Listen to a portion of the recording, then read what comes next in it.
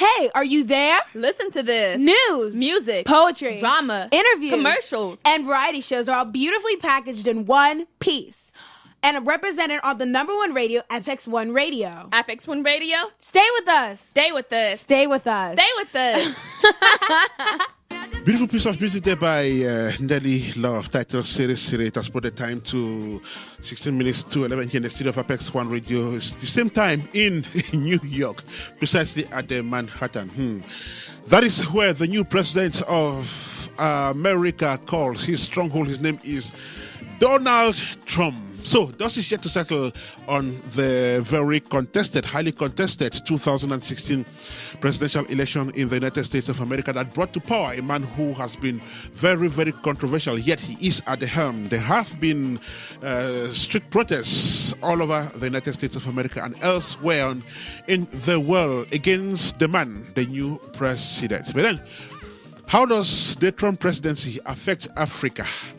Our reporter in Bamenda, Wanchia Cynthia, caught up with a journalist who takes interest in political affairs and sought to know from the media personality just how the new president of America could impact Africa. So, the man and the woman sat down and had the following conversation, which I would enjoin you to listen to. Thank you very much for taking out time to join us on this edition of Apex Snapshot. Can you please just first introduce yourself so the listeners can know who we actually have on board this edition? Well, my name is Ngong Song Jean-Marie. I am a journalist and I work at Baku FM radio station in Bamenda, and I double as the bureau chief for the Rambla newspaper. Thank you very much, Jean-Marie, for taking out time to join us. Now, with the very first question we want to find out from you, did you pay keen attention to the 2016 U.S. electoral process, just like every other Cameroonian? I must tell you, that from the primaries up to the election proper, I followed every detail of an American election. I was on the television every day. I was on the websites of international media organs from the United States of America and elsewhere, monitoring what was happening in the various political setups in America, because you know that they practically have only two parties. So every day I was following to know who the Democrats were nominating, who the Republicans were dominating, what was happening in these two camps up to the final publication of the results. We also want to find out from you why there's much attention to the U.S. presidential elections. First, as a journalist, I admire the way the role the media play in American elections, because everything is just transparent. As a journalist, I would like to know how this advanced democracy does its things, so that I can be able, even to help me in my profession, to know that this is what happens there. You know that these people have advanced greatly in their democracy, and when there is a major election like that of U.S., I think that as a Cameroonian, as a journalist practicing in Cameroon, Africa, I should be prioritizing my media exposure on such issues, so that I should actually see how far they've gone, and I can play that interpretive role in my own environment here in Bamenda, Cameroon, and maybe help in also sensitizing my audience and readers in Cameroon. Now, a whole lot of Cameroonians were a little bit surprised with the outcome of that elections on the 9th of November 2016. From your own observation, did you at any point think that outcome could be what we have today?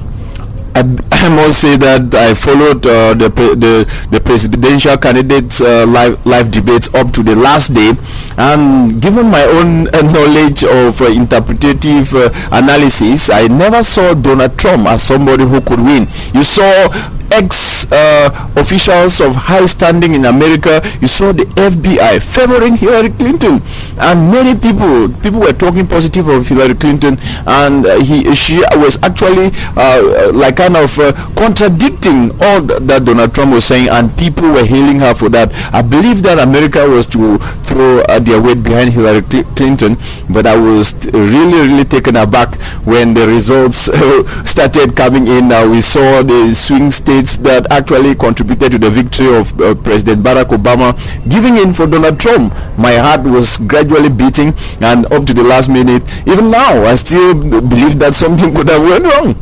Wait, what was your immediate reaction when you realized that at a certain point there was no turning back? Trump was already trailing right up to when the results were proclaimed that he had won the elections. I must say I was shocked.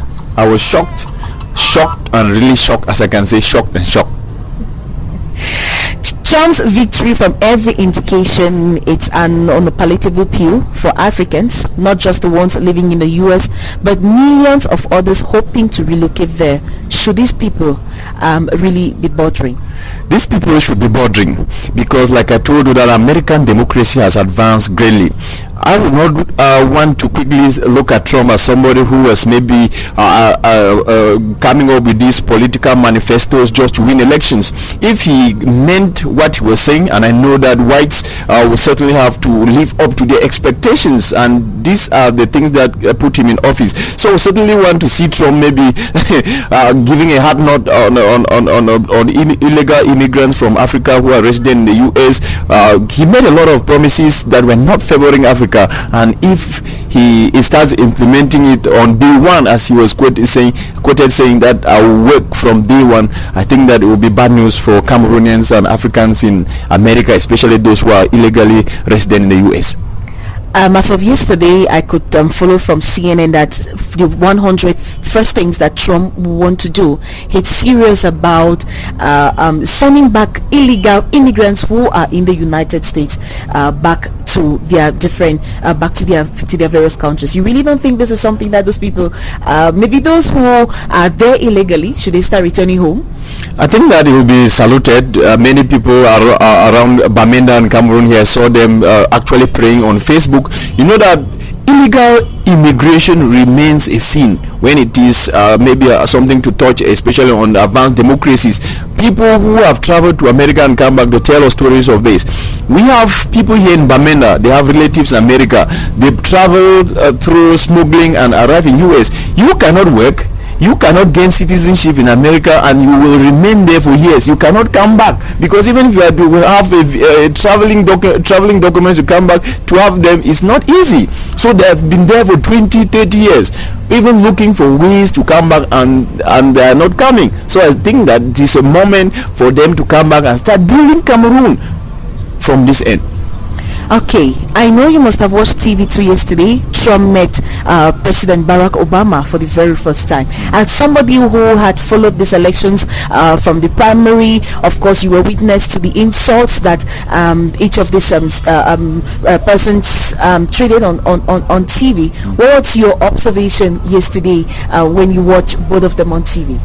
The two people, the outgoing president and the incoming, people who have certainly come of age, and they believe that it's time for politicking has passed, and it's time to serve America, and they should do what is expected of them. And I also want to look at Donald Trump, because what he was advocating for prior election, he might have been using it as a bridge into the White House, and now that he's in the White House, he knows that the White House is to save America. The White House is to stand for the values that Americans respect. The White House represents a state with a constitution and with values that he can't joke. He has understood that the American presidency is for Americans and not for Donald Trump. What else do you think could be at stake for Cameroon in a Trump presidency? Like I really said before, that Trump promised hell for dictators who sit tight in their regimes in Africa. Cameroon has a head of state that has been there for 34 years. CPDM just celebrated the 34th anniversary of the President Bia's stay in power for 34 years last November 6th. And I think that if Donald Trump means business, then Cameroon, the Cameroon head of state should be having goose pimples by now. Would it be okay if you get to see Trump put into action his condemning of sit-tight African leaders? Yes, I will certainly be one of those people that will quickly validate Trump action if he's supposed to live up to his expectations of saving Africa to actually send away dictators. Because Africa, if you see the way African leaders have been quick to salute his presidency, you show that the president of America is the president of the world, and they have a value for him. And I believe that America is dominating in democracy, and they should set the pace and save Africans from dictators. My very last question is, what is your take on the current criticism that Cameroonians are lackluster with local politics, yet they display a mastery of U.S. elections? Cynthia, when something is good, you will like to take it, even if it is at midnight. That is to tell you that Cameroonians are not interested in Cameroon politics because a lot is not known by even the masses. But you saw American election on TV, on Facebook, on everywhere. That is to show the transparency. In the office, you could be following American election. But in Africa, in Cameroon, just after even the polls, it takes months for you to get the results. So what will even be making you to be interested in them? You see that what is good, like I've told you, you go for it even at midnight. And I think that Cameroonians are just interested in American politics and American elections or anything, just because they know that this is something that is good, this is something that is open for everybody to see, and we can learn from it. Thank you very much, Ngongson Jean-Marie, for talking to APEX Snapshot. Thank you again for tuning in with Apex One Radio. Stay with us on www.apex1radio.com. Apex One Radio, your radio.